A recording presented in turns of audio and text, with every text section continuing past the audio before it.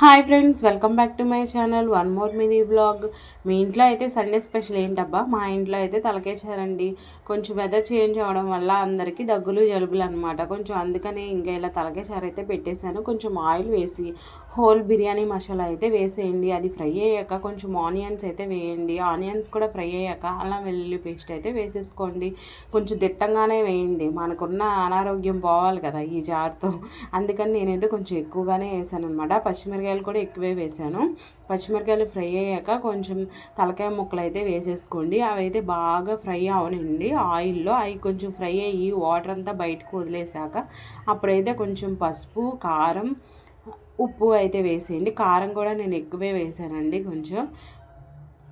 ఇంకా ఇది కూడా మంచిగా ఆయిల్లో అయితే ఫ్రై అవనివ్వండి. ఇది ఫ్రై అయ్యాక అప్పుడైతే కొంచెం వాటర్ పోసేసుకోండి. ఒక 1/2 లీటర్ పైన అయితే పోసాను నేను వాటర్. కొంచెం అలా వాటర్ పోయంగానే కొంచెం కొత్తిమీర, పుదీనా, కరివేపాకు అయితే వేసేయండి అనమాట. ఆ ఫ్లేవర్స్ అయితే ఈ చారుకి గట్టిగా పడతాయి అనమాట త్వరగా వేస్తే.